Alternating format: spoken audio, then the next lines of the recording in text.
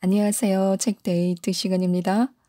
이번에 소개해드릴 책은 마흔부터 지적이고 우아하게라는 책입니다. 신미경 지음 포르체에서 나온 책입니다. 이 책은 품위 있는 삶을 위하여 우아함을 위한 일상 취미 이야기부터 삶의 품위를 만드는 지적 생활의 모든 것을 담아낸 책입니다. 마흔의 책가방 속에는 무엇을 채워야 하고 무엇이 들어가 있는지 품위 있는 삶을 위하여 어떻게 하면 좋은지 몇 편 소개해 드리겠습니다. 직업 부자가 될 수 있다면 걱정 대신 대비를 나이와 안정감이 비례하는 이유는 불안에 현명하게 대처하는 법을 알아서입니다. 30 중반 무렵까지 많은 걱정을 안고 살았지만 점점 그럴 필요가 없음을 알았습니다. 노화, 실직, 갑작스러운 주변인의 죽음처럼 다가오는 모든 일을 막을 도리는 없습니다. 어떻게 하면 미리 준비할 수 있을까? 그런 물음을 지닌 채 살아갑니다. 이 많은 불안한 가능성 중 내겐 실직이 가장 큽니다. 성인이 되고 나서 오랫동안 나를 먹여 살리려고 안간힘을 쓰고 살다 보니 잠깐이라도 일을 하지 않으면 불안이 찾아왔습니다. 모아놓은 비상금이 있을지라도 미래에 입금이 될 건수가 없는 상황이 심리적 고통이었습니다. 재정적 불안은 둘째치고 일을 하지 않으면 사회에서 쓸모없거나 잊힌 존재처럼 여겨지기도 했습니다. 나는 돈으로 치환되는 어떤 인정을 바랍니다.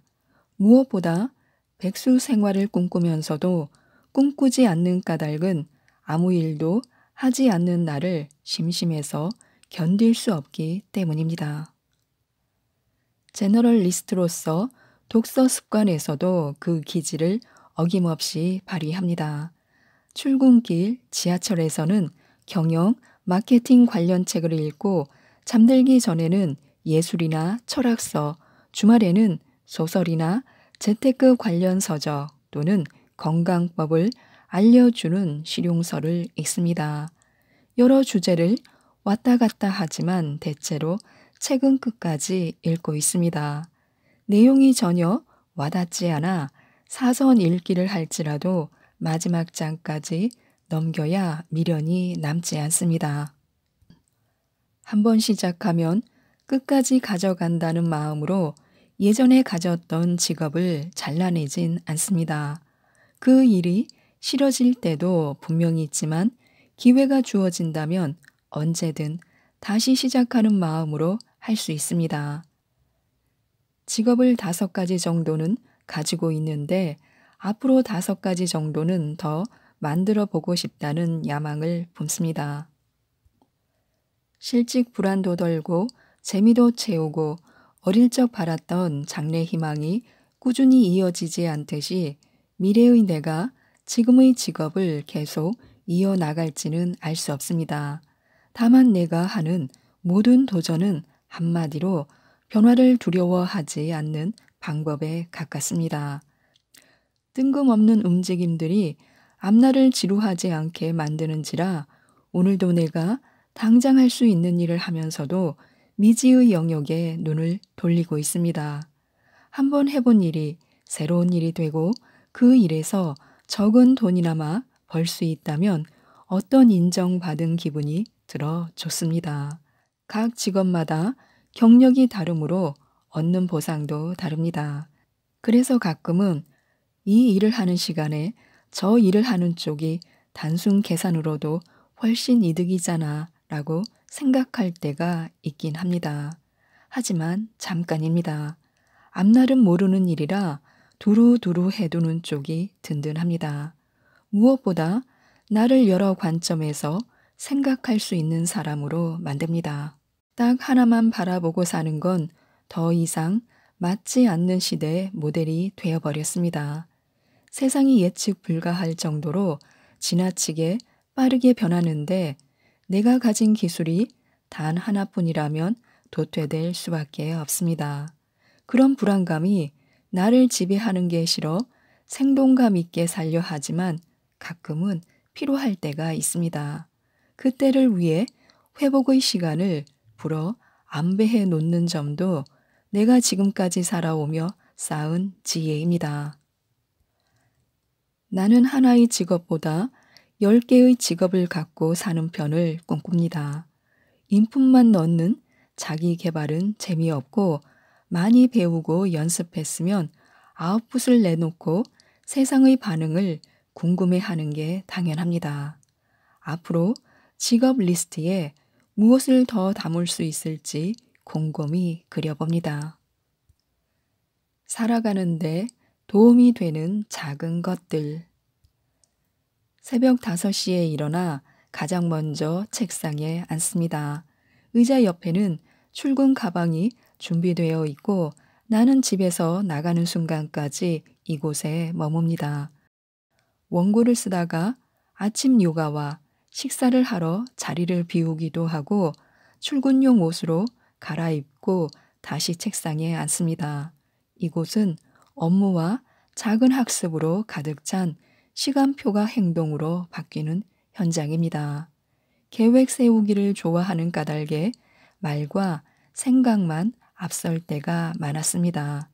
그런 내가 싫어서 이제는 지키지 못할 약속은 입 밖에 내지 않으려고 무척이나 노력합니다.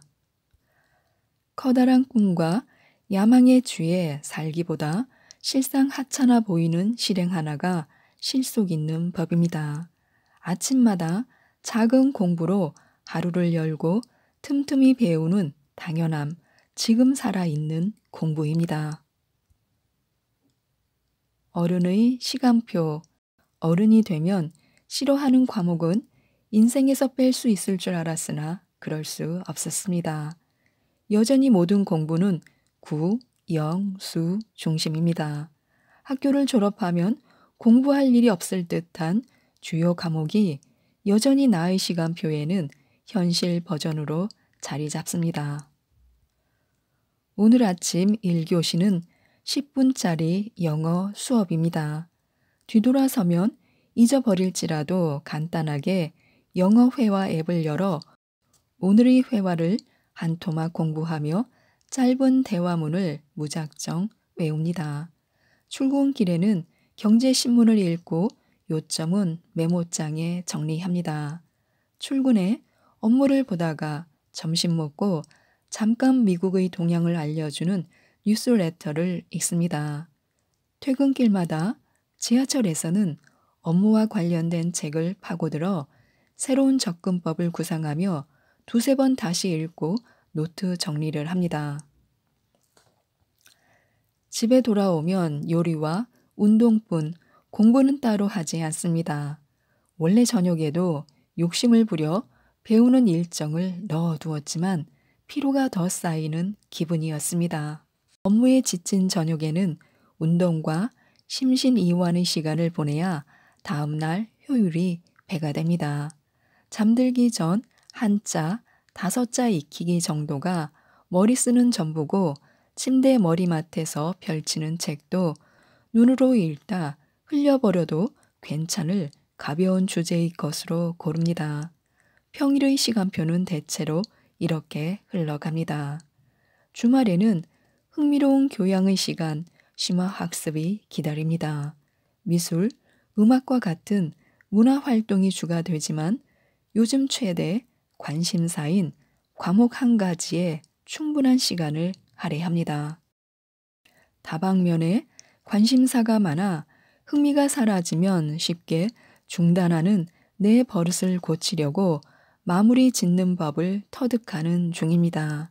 요즘 관심사는 경영, 경제 과목인데 단기에 끝낼 수 없는 분야라 책 한 권을 읽고 노트 정리하고 두세 번 반복해 읽어야 마치는 사이클입니다.